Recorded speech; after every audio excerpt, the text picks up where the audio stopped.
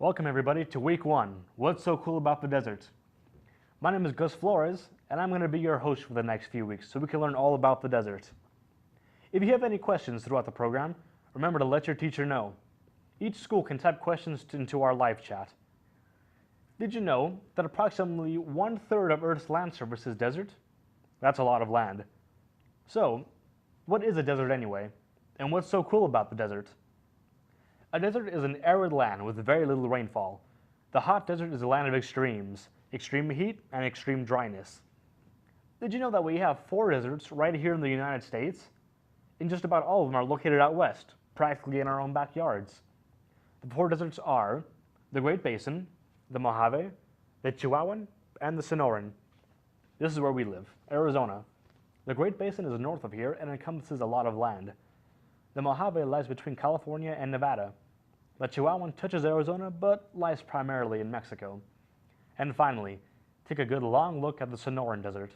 That's our desert, and it's a beauty. It encompasses 100,000 square miles and is located in Arizona, California, Sonora, and Baja California, Mexico. So, that's what we're going to be learning about for the next few weeks, all about the Sonoran Desert.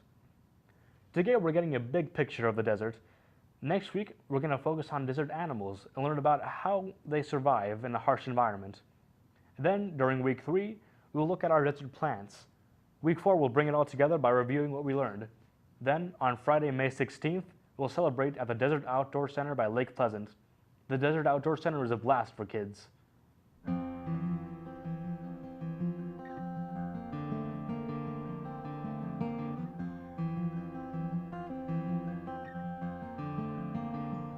One thing current right now in outdoor education is this notion of nature deficit disorder, and we see that a lot. Whoa, that's just so cool. Most of the kids that come to visit the Desert Outdoor Center with their schools are from the core areas of the city and have never had really an opportunity to be in areas that are remote. Didn't you say we could go up there? No, it's over there. I like the idea of the kids getting to go out into nature.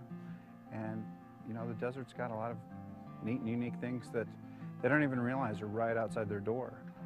That's really what we emphasize on here is the outdoors, getting out, learning about our desert. What's the purpose of it? What's out there? I just want you guys just to spend 1 minute sitting down here on the ground and just observing and looking.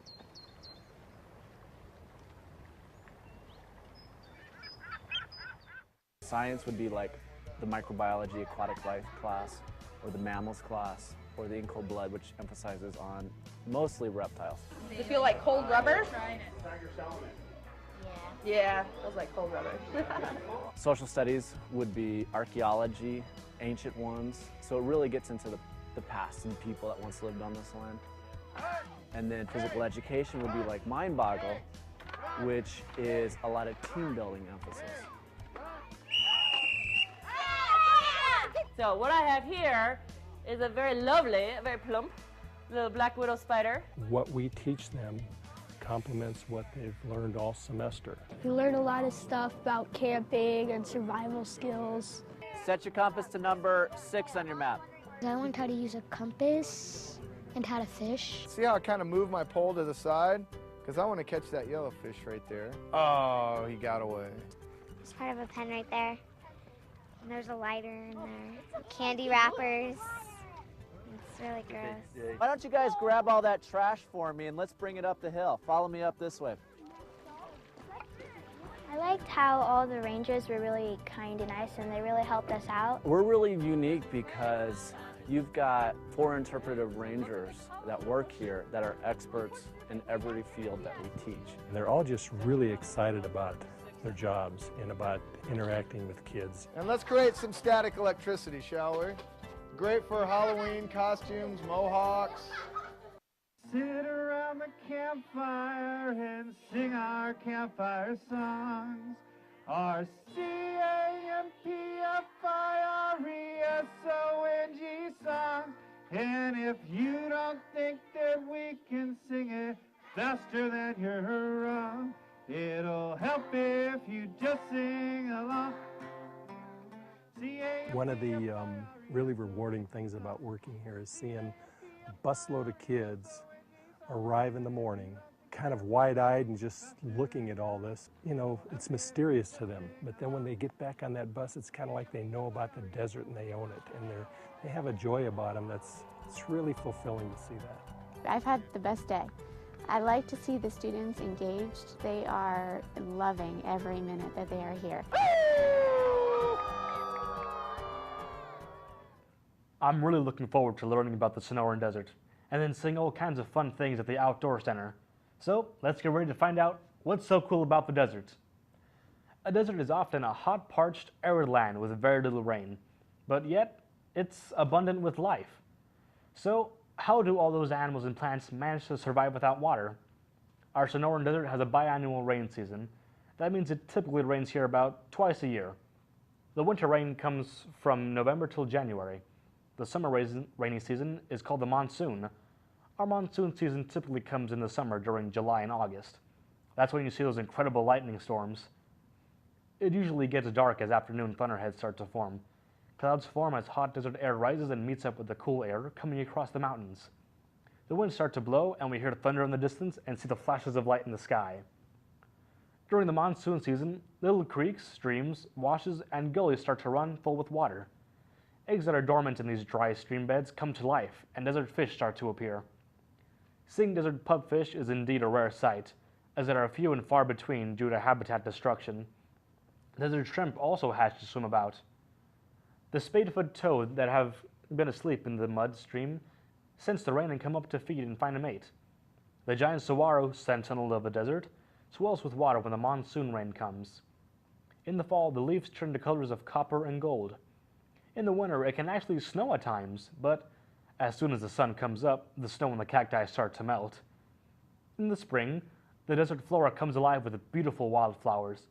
The temperatures start to slowly creep up, leading us back to summer, where the temperatures oftentimes reach 100 degrees Fahrenheit and above. We'll be looking at reptiles like the rattlesnakes. Did you know that we have over 13 species of rattlers in our state? And the Arizona ridge-nosed rattler is our state reptile. The sidewinder makes his signature print as it crawls around the desert, and the lizards like the Gila monster. This desert dweller is venomous, but will not bother you if you don't bother him. The horned lizard loves to feast on ants. Another famed reptile is the desert tortoise. Now, what is the difference between a tortoise and a turtle anyway? Did you know that turtles swim and tortoises sink?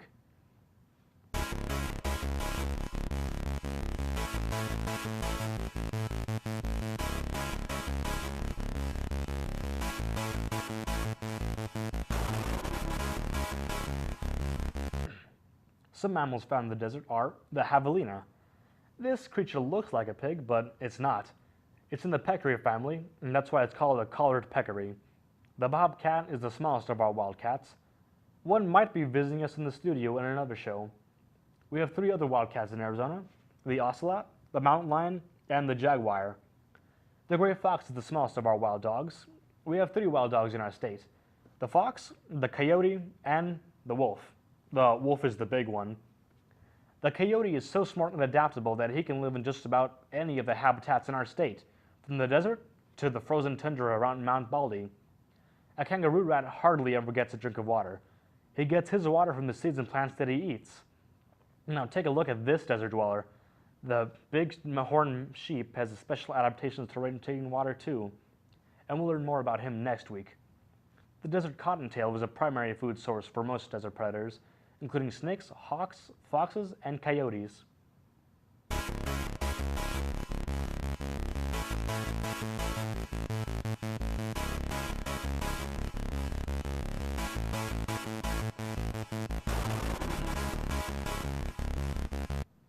Birds are also a fixture in the desert. Take a look at the Roadrunner. This bird is found mostly on the ground chasing lizards. Gambler's quail, though a bird, is found foraging on the ground. The cactus wren is our state bird. We have several species of hummingbirds, including Anna's hummingbird, the curved-billed thrasher, with his orange eye and curved bill is hard to miss. Have you heard the mourning dove cooing in the morning?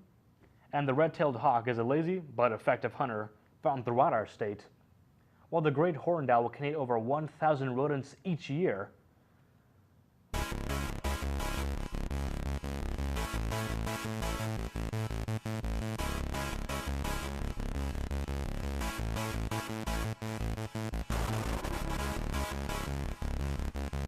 We can also find creepy crawly creatures in the Sonoran Desert. The tarantula has a hairy appearance that's worse than its bite. Its venom is weaker than that of a honeybee, so it can be painful, but it's virtually harmless to humans. A scorpion is a nocturnal predatory creature with 8 legs and a pair of grasping pedipalps to grabbing prey. And it's a narrow, segmented tail that loves desert and hot temperatures. On week 3, we'll be looking closely at our diverse desert plants, of which there are over 2,500 species of adapted life to the thirsty world. The Sonoran Desert is more than likely one of the most botanically diverse deserts in the country, if not the world.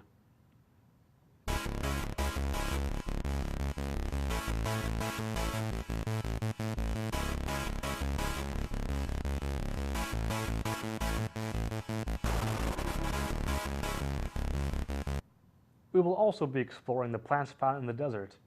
I mentioned before that the Saguaro Cactus is the sentinel of the desert, standing tall while waiting for the rains to come.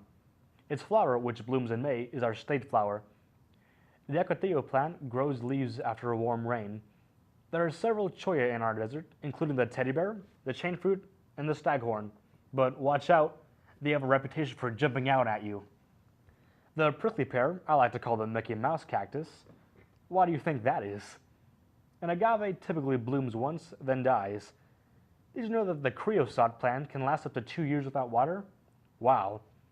Then the palo verde is our state tree, while the famed mesquite is a desert tree that bears mesquite pods, which were used by the Native Americans to make breads and tortillas. Some of the footage that we see over the next few weeks is going to come from our quadcopter. Boulder Creek media teacher Steve Watson is going to show us how it works. So the quadcopter, it's called a quadcopter because it has four blades. And the blades, it's really easy to fly. And it's got a computer inside that keeps it from losing control. And it's really great. It carries a small GoPro camera. And it sends that feedback to a monitor, so I can actually fly it while I'm seeing where I'm flying. I don't just have to look at the quadcopter, but I can actually see where I'm flying on my screen. It just has a regular, almost kind of a regular looking remote control for flying it. And it's battery powered. I can fly it for about 15 to 20 minutes on a single charge. And it's funny, a lot of people think it sounds like a swarm of bees coming at you, but it's just the quadcopter.